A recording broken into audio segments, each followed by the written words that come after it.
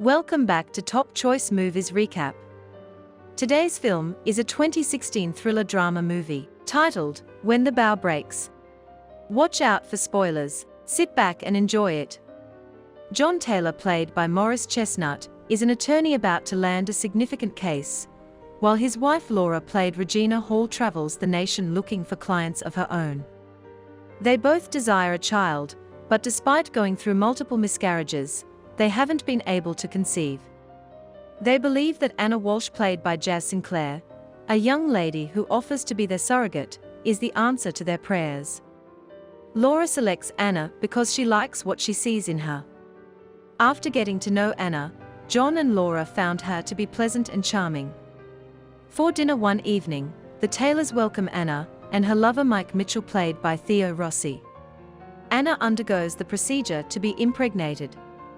After taking 3 home tests, Laura calls John to excitedly tell him that Anna is pregnant with their baby. Since Mike neglected to take her, Anna goes to John's workplace so he may take her to her doctor's appointment. Mike appears to be upset to see them together when John later takes Anna home. The Taylors get a traumatic phone call. Only to find the cops outside Mike's house, John walks by Mike's home. Blood is on Anna's face as she sits in the car. Mike hit her, and he is currently under arrest. John assures Anna that she may stay with him and Laura, despite her concern that she has nowhere else to go. Mike loses it and tries to follow Anna and John as they flee with John, but the police drag him away. John visits Mike in his detention facility cell. He hands a restraining order and other papers that would make it illegal for Mike to go anywhere near Anna, but John claims they haven't been filed yet and won't be if Mike is able to avoid her. Although Mike agrees to it, it's clear from the smarmy shit-eating expression on his face that he has other intentions. Laura and John try their hardest to make Anna feel at home. She studies self-help books and attends yoga lessons with Laura to take charge of her life. Anna, though, begins to feel too relaxed around John.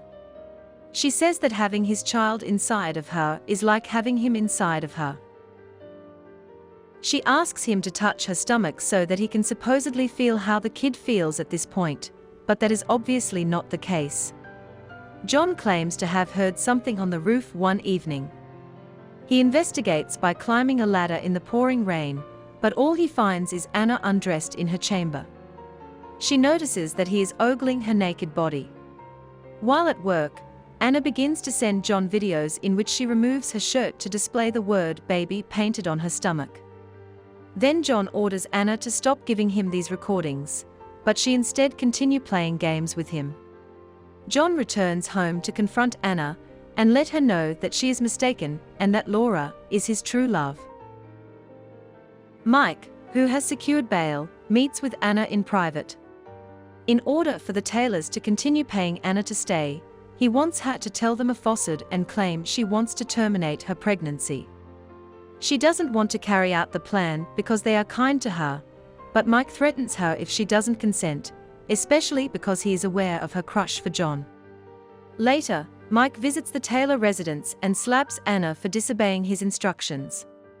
Later that night, Anna goes to Mike's home and stabs him several times before throwing his body into the basement, where he bleeds to death. Throughout the next months, Anna gets excessively near John.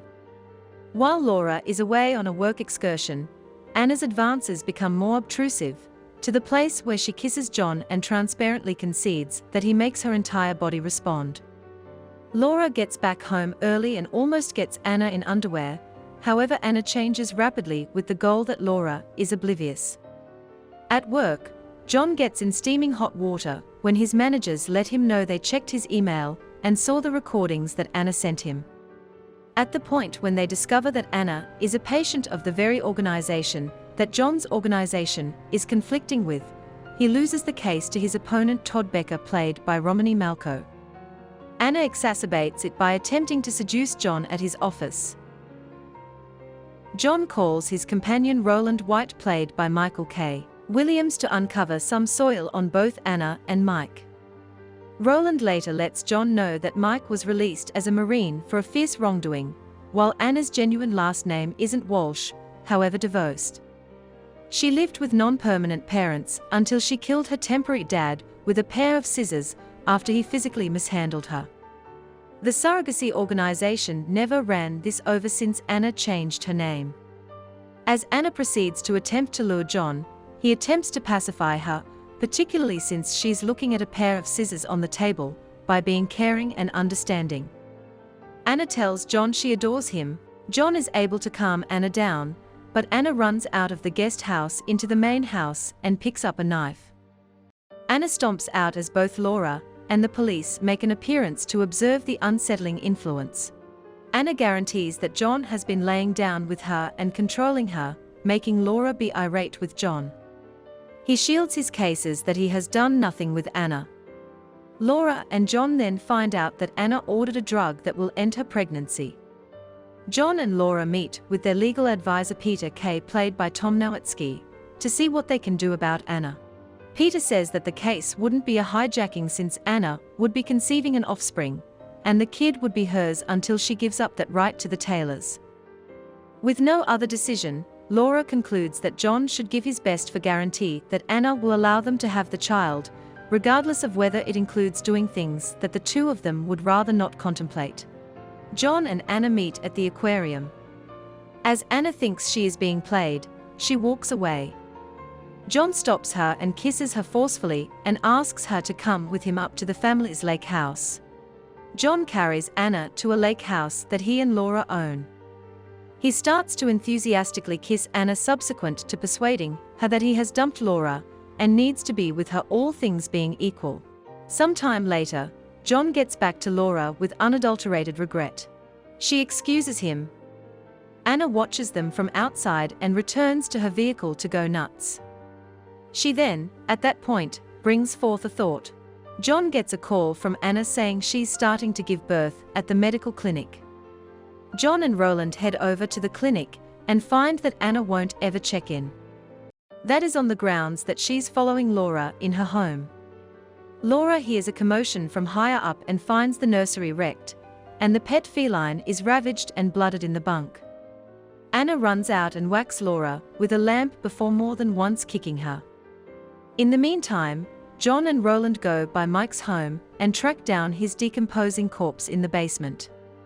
They rush back to the house. Anna's water then breaks, and Laura calls 911. Anna takes Laura out before the medics show up. John sits by Laura's bedside as she awakens in the emergency clinic.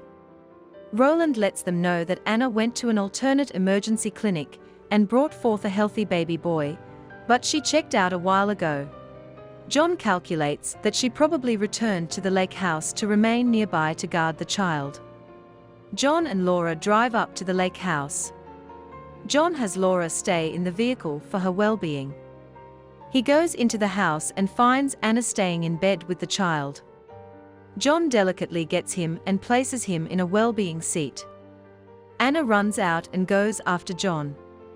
The two battle in the kitchen until John hammers Anna against a glass instance of firearms. John takes the child outside to the vehicle. Before he and Laura can leave, Anna emerges from the house with a rifle. She shoots a buckshot at the couple and misses.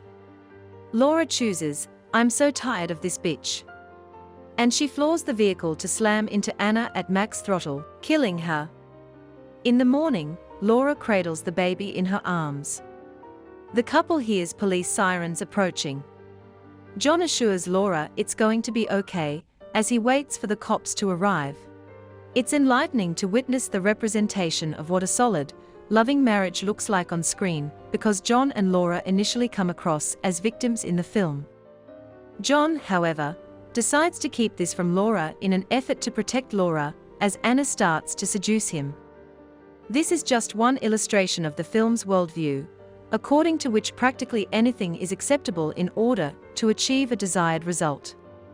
Soon, John and Laura will defend crimes like adultery, kidnapping, and murder committed to obtain their child. In the end, the film suggests that using the legal system to your advantage is acceptable. John and Laura contend that they lack the time, or that the police would not take their concerns about Anna's condition seriously. The decision to use Anna as a surrogate mother in the first place is another contentious issue. John consequently realizes he should never tell his wife a lie. Thank you for watching. Please feel free to share your thoughts on the movie you just watched in the comments box below. And don't forget to subscribe for more movie recaps to come your way. Stay safe.